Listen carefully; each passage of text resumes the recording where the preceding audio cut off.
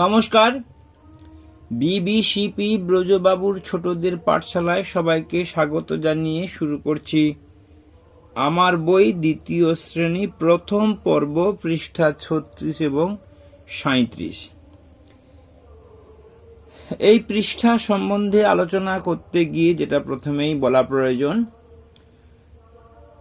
এই যে sense of organ দেওয়া আছে, অর্থাৎ পঞ্চ ইন্দ্রিয়, চক্ষু, কর্ণ, নাসিকা, জিহ্বা, ত্বক, চোখ, কান, নাক, জিভ এবং চামড়া, এগুলোর ইংরেজিটা জানব। আই, ইয়ার, নোজ, টাং এবং স্কিন। এইগুলো শেখার পর এর কাজ সম্বন্ধে আমরা কথাবার্তা আলোচনা করব এবং এইখানের ব্যাপারটার ফাঁক পূরণ করব। I see with my eyes, এই যে এখানে লেখা আছে। I smell with my nose, এই যে এখানে লেখা আছে। I hear with my ear, I taste with my tongue, I touch with my skin. এই ব্যাপারগুলোকে খেলার ছলে ছাত্রছাত্রীদেরকে অভিনয় করে দেখাতে পারলে ভালো হয়। তারপর এটাকে ভালো করে শেখানোর জন্য আমরা এটাকে, এই প্রশ্নটাকে একটু ঘুরিয়ে দিতে পারি। সঠিক উত্তরের তলায় দাগ দেওয়ার মতো করে। কিভাবে হবে? I see hear taste with my eye, তাহলে কি হবে? আমি দেখি, আই সি হবে। I see smell hear with my nose, তাহলে এইভাবে আমরা সঠিক উত্তরের তলায় দাগ দেওয়ার প্রশ্ন তৈরি করে ছাত্রছাত্রীদেরকে আরো ধারণা স্পষ্ট করার চেষ্টা করব। এরপর চলে যাচ্ছি ৩৭ পৃষ্ঠা, সি অ্যান্ড রাইট। এখানে বলা হয়েছে আই ক্যান সি এ রোজ, এই ফুলের নামটা আমরা আগেই শিখে নিয়েছি। যদি ভুলে যাই আবার মনে করে নিতে হবে।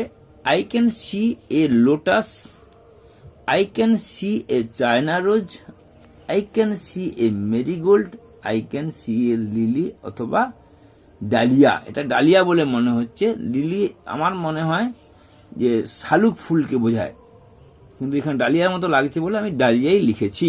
কেউ লিলি লিখতে পারে, কেউ ডালিয়াও লিখতে পারে।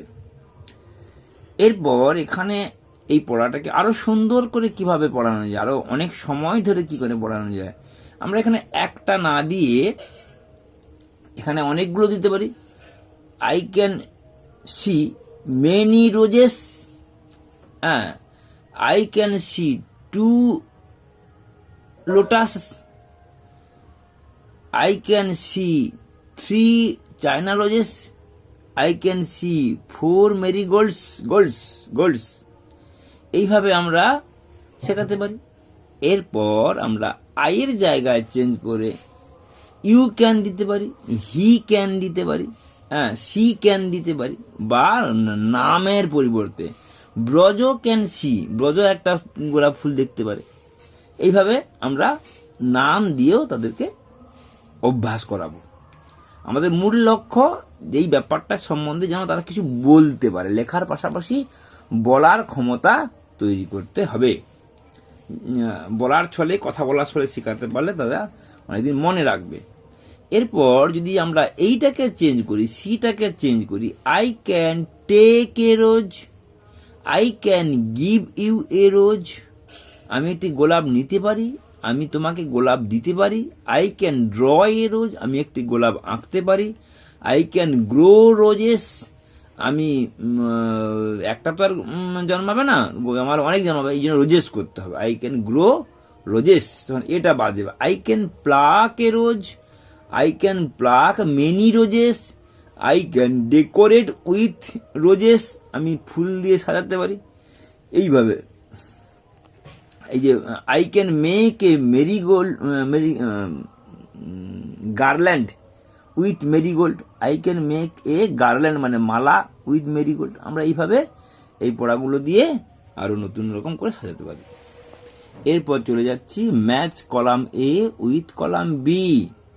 আচ্ছা, প্রথমে মানেগুলো শিখে নেবো। চায়না রোজ জবা, সানফ্লাওয়ার সূর্যমুখী, লোটাস পদ্ম, লিলি হচ্ছে শালুক বা জলপদ্ম, ডালিয়া ডালিয়া। আর হোয়াইট মানে সাদা, পিঙ্ক মানে গোলাপি, ভায়োলেট মানে বেগুনি, ইয়েলো হলদে, রেড লাল।